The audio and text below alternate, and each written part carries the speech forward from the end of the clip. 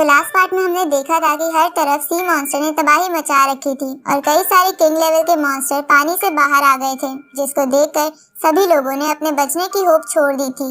लेकिन मैक्स ने अपने आर्क कटिंग डिस्क से कुछ ही समय में बहुत से किंग लेवल के मॉन्स्टर को मार दिया था, जिसको जानकर बाकी के स्टार ट्रैवल लेवल्स के प्रैक्टिशनर्स भी मोटिवेटेड होकर किंग लेवल के मॉन्स्टर से लड़ने लगे थे और सभी ने मिलकर एक ही दिन में 100 से ज्यादा किंग लेवल के मॉन्स्टर्स को मार दिया था, जिसमें मैक्स ने सबसे ज्यादा किल किए थे। जिसको जानकर सभी लोगों के अंदर सर्वाइवल की एक होप जग गई थी। पर तभी एक एम्परर लेवल का बीस्ट ओशन से बाहर आ गया था। अब आगे तो इस पार्ट की स्टार्टिंग में हम जिंगडू बेस सिटी के मिलिट्री बेस के अंदर का सीन देखते हैं, जहां स्क्रीन पर वार्निंग चल रही थी कि एम्परर लेवल बीस्ट पास वाले ओशन से बाहर आ गया है। तो ये देखकर वहाँ अफरा तफरी मच जाती है। तभी ये बात जान के अमेरिकन लीडर हेंजिया कंट्री के लीडर से कहता है कि जल्दी से मास्टर होंग और ली शैन को वहाँ भेजो।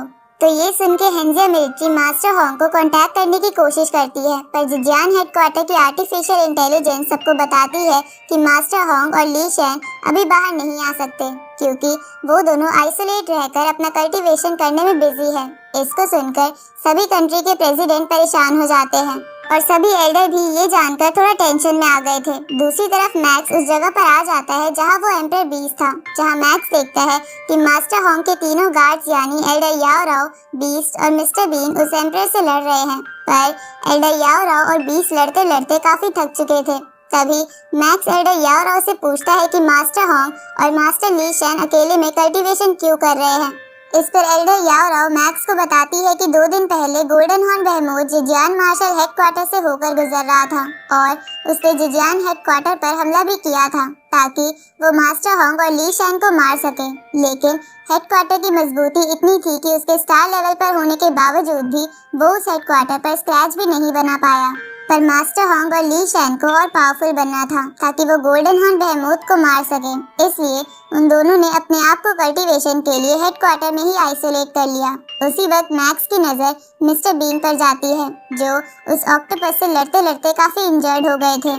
वहीं ये सब कमांडर स्क्रीन पर देख रहे थे, जिसकी वजह से वो परेशान होकर अपने मन में सोचने लगते हैं कि ये एम्परर ऑक्टोपस तो काफी तेजी के साथ बढ़ रहा है और हमारे बाकी के फाइटर्स दूसरी जगहों पर किंग लेवल के मॉन्स्टर से लड़ने में बिजी है। साथ ही मास्टर होंग के तीनों गार्ड भी इस बीस्ट को नहीं हरा सकते, क्योंकि इनके लेवल्स में काफी बड़ा गैप है।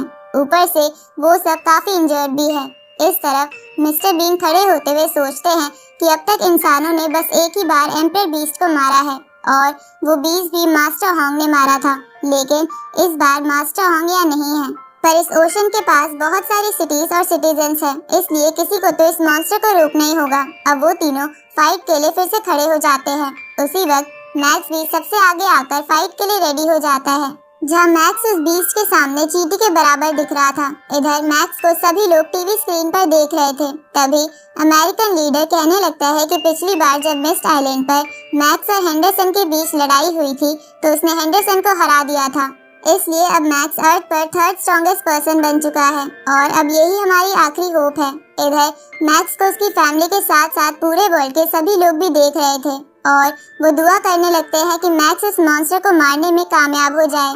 इस तरफ मैक्स अपनी आर्ट डिस्क को लेकर उस बीस्ट से लड़ने के लिए चला जाता है, जिसको देखकर वो ऑक्टोपस अपने टेंटिकल से मैक्स पर हमला कर देता है। लेकिन वो उन सभी टेंटिकल से बचते हुए अपने आर्ट डिस्क से उस ऑक्टोपस की बॉडी पर बहुत बड़ा कट लगा देता है। पर वो बीस्ट अगले ही पल खुद को हील कर लेता है, जिसको देखकर मैक्स भी चौंकते हुए सोचने लगता है कि इसकी हीलिंग एबिलिटी तो काफी फास्ट है। लेकिन मैक्स फिर भी नहीं रुकता और अपनी फुल स्पीड के साथ उस बीस्ट की बॉडी के चारों तरफ बहुत सारे कट लगाकर उसे इंजर्ड करने लगता है। इधर कमांडर मैक्स की स्पीड को देखकर हैरान होते हुए कहने लगते हैं कि मैक्स की स्पीड तो साउंड की स्पीड से 16 टाइम्स ज्यादा हो गई है, इसलिए मैक्स अगर इसी स्पीड के साथ ऑक्टोपस पर हमला करता रहा तो शायद हमारे जीतने के चांसेस हैं, क्योंकि भले ही एम्परर बीस्ट की डिफेंस पावर बहुत ज्यादा है, लेकिन उसकी बॉडी बड़ी होने के कारण वो मैक्स पर हमला नहीं कर पाएगा। इस तरफ बबाता मैक्स से कहती है कि तुम अपनी सारी स्पिरिचुअल पावर का एक साथ इस्तेमाल करके इस आर्ट डिस्क की सेकंड फॉर्म को अनलॉक कर सकते हो, जिसके बाद तुम इस बीस्ट को आसानी से मार पाओगे। तो ये सुनकर मैक्स ऐसा ही करता है और वो अपनी सारी स्पिरिचुअल पावर से उस डिस्क को घुमाने लगता है, जिससे उसकी डिस्क की शेप बदल जाती है तभी वो ऑक्टोपस मैक्स को अपने टेंटिकल से पकड़ लेता है, जिसको देखकर तीनों गार्ड्स घबरा जाते हैं। लेकिन मैक्स उसके सभी टेंटिकल्स को काटता हुआ बाहर आ जाता है, जिसके बाद वो उस बीस्ट से कहने लगता है कि तुम्हें लग रहा है कि बस मास्टर होंग और मास्टर ली शैन ही तुम्हें मार सकते हैं, लेकिन आज मैं तुम्हें अपनी असली पावर दिखाऊंगा। अब ये कहकर मैक्स अपनी फुल पावर के साथ उस बीस्ट के हेड पर अपने डिस्क से हमला कर देता है, जिससे उस बीस्ट को काफी दर्द होने लगता है और वो अपने टेंटिकल्स इधर उधर मारने लगता है। तभी याओ राव कहने लगती है कि भले ही आर्टिस्ट ने उस ऑक्टोपस के डिफेंस को ब्रेक कर दिया है, लेकिन अब भी ये इस बीस्ट को मारने के लिए इनफ नहीं है। उसी वक्त वो ऑक्टोपस मैक्स पर अपने पॉइजन से हमला कर देता है, पर मैक्स अपने हेवनली शटल से शील्ड बनाकर उस पॉइजन को रोक लेता है। साथ ही तीनों गार्ड्स भी इधर उधर होकर पॉइजन से बच जाते हैं। इधर मैक्स आर्ट डिस्क के साथ कोन ड्रिल से भी उस बीस्ट पर हमला कर देता है, जिसको देखकर मिस्टर बीन खुश होते हुए कहने लगते हैं कि कोन ड्रिल अटैक मैक्स के सबसे स्ट्रॉन्गेस्ट अटैक के नाम से फेमस है, इसलिए शायद इससे काम बन जाएगा। तभी मैक्स अपनी फुल स्पिरिचुअल पावर उन दोनों वेपन पर लगा देता है, जिससे उसका वेपन उस ऑक्टोपस की बॉडी के आर पार हो जाता है और वो बीस्ट मर जाता है, जिसको देखकर कमांडर मैक्स के दोनों वेपन की तारीफ करने लगते हैं। वही उस एम्परर लेवल के ऑक्टोपस की बॉडी कई हिस्सों में बढ़ जाती है, जिसके बाद मैक्स अनाउंस कर देता है कि मैंने एम्परर बीस्ट को मार दिया है, जिसको सुनकर मिलिट्री चीफ चैन की सांस लेते हैं और सभी सिविलियन के साथ साथ मैक्स की फैमिली और उसके फ्रेंड्स सभी बहुत खुश हो जाते हैं। वही हेंडरसन भी मैक्स की तारीफ कर रहा था। इधर मैक्स को पता चलता है कि बहुत सारे मॉन्स्टर सदर्न मिलिट्री बेस की तरफ बढ़ रहे हैं, तो वो भी साउथ की तरफ चला जाता है। जहाँ जाते हुए मैक्स बबाता से कहता है कि वो मॉन्स्टर सच में बेवकूफ था जो सिर्फ मरने के लिए ओशन से बाहर आया था। इस तरफ हम मास्टर ली शैन और होंग को देखते हैं, जो कि बैठकर कल्टीवेशन कर रहे थे। तभी उन्हें खबर मिलती है कि मैक्स ने उस एम्परर लेवल के मॉन्स्टर को मार दिया है, जिसको सुनकर मास्टर होंग अपने मन में सोचने लगते हैं कि मैक्स की स्ट्रेंथ इतनी ज्यादा बढ़ गई है कि अब वो ली शैन के पावर के लगभग बराबर हो गया है। साथ ही वो अर्थ का नंबर 1 स्पेशल मास्टर है, इसलिए मुझे खुशी है कि अर्थ के पास मैक्स जैसा जीनियस है। तभी मास्टर ली शैन के फाउंडेशन में चेंजेस होने लगते हैं, साथ ही उनकी स्पिरिचुअल पावर भी बढ़ गई थी, जिसके बाद वो मास्टर होंग से कहते हैं कि मैंने मार्शल आर्ट्स और योगा के यूनिक मूव्स को मर्ज करके एक स्पेशल टेक्निक बनाई है, जिसकी मदद से मैं शायद डोमेन मास्टर लेवल पर पहुंच सकता हूं।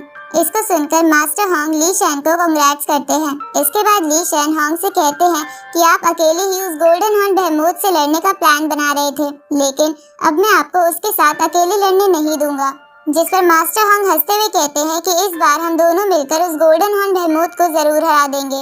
इस तरफ मिलिट्री चीफ साउथ की तरफ बढ़ रहे मॉन्स्टर पर नजर रखे हुए थे, जिसके बाद हम साउथ वाले बेस को देखते हैं, जहां हजारों से भी ज्यादा सी मॉन्स्टर आ गए थे। तभी मिलिट्री चीफ का ऑर्डर मिलते ही 2 फाइटर जेट रिवर में पॉइजन रिलीज करने लगते हैं, जिससे बहुत सारे सी मॉन्स्टर कुछ ही सेकंड्स में मारे जाते हैं। लेकिन अब भी कुछ मॉन्स्टर्स उस पॉइजन से बच गए थे और उनमें से एक ऑक्टोपस उन फाइटर जेट्स पर हमला कर देता है, लेकिन किसी तरह वो फाइटर जेट वहां से बच के निकल जाते हैं। उसी वक्त मैक्स मिलिट्री चीफ से सदर्न बेस की कंडीशन के बारे में पूछता है, जिस पर वो मैक्स को बताते हैं कि प्लान के अकॉर्डिंग हमने रिवर में पॉइजन डाल दिया है और सभी सी मॉन्स्टर की डेड बॉडीज रिवर के किनारे जमा होकर एक दीवार का काम कर रही है, जिसकी वजह से शायद बाकी मॉन्स्टर सिटी में एंटर नहीं कर पाए हैं। इधर कमांडर हेंजिया कंट्री के लीडर को बताता है कि अमेरिका की हर जगह पर वॉर स्टार्ट है और कुछ घंटों बाद यूरोप के 6 बेस सिटीज में मॉन्स्टर की वेव आने वाली है। साथ ही 2 घंटों के अंदर जिंगलैंड बेस में भी मॉन्स्टर पहुंच जाएंगे। तभी ये सुनकर मिलिट्री चीफ कहते हैं कि हमें सी मॉन्स्टर से कोई खतरा नहीं है, यहाँ तक कि हम एम्परर लेवल के मॉन्स्टर को भी हैंडल कर सकते हैं, लेकिन हमें डर है तो वो बस गोल्डन हॉर्न बेहेमोथ से, और जब वो अपनी इंजरी हील करके वापस आएगा तो ना जाने क्या होगा। इधर मैक्स भी अपने मन में सोच रहा था कि भले ही मैंने एक एम्परर लेवल के मॉन्स्टर को मार दिया है, लेकिन लोगों के अंदर सबसे ज्यादा डर गोल्डन हॉर्न बीस्ट का है। जिसके बाद वो बबाता से पूछता है कि क्या तुमने वेपन्स को रिपेयर कर लिया है। इस पर बबाता उसे बताती है कि मैंने एक सिल्वर स्ट्रीम रोबोट को ठीक कर दिया है और जल्द ही मैं एक लेजर कैनन को भी ठीक कर दूंगी। इसके बाद हम एक आइलैंड को देखते हैं जिसके पास वाले ओशन में गोल्डन हॉर्न बेहेमोथ छुपकर अपनी इंजरी हील कर रहा था, जिसके कुछ देर बाद वो वहाँ से किसी दूसरी जगह जाने लगता है। इधर ये बात सैटेलाइट के जरिए हेंजिया कंट्री के प्रेसिडेंट और कमांडर के साथ साथ सबको पता चल जाती है कि गोल्डन हॉर्न बेहेमोथ पानी से बाहर आ चुका है। जिससे सभी की चिंता और बढ़ जाती है। और जब ये बात मैक्स को पता चलती है तो वो भी टेंशन में आ जाता है और बबाता से जल्दी से लेजर कैनन को ठीक करने को बोलता है। तो ये सुनकर बबाता भी जल्दी से जल्दी लेजर कैनन को रिपेयर करने लगती है और कुछ देर तक मेहनत करने के बाद वो उसे कंप्लीट कर देती है।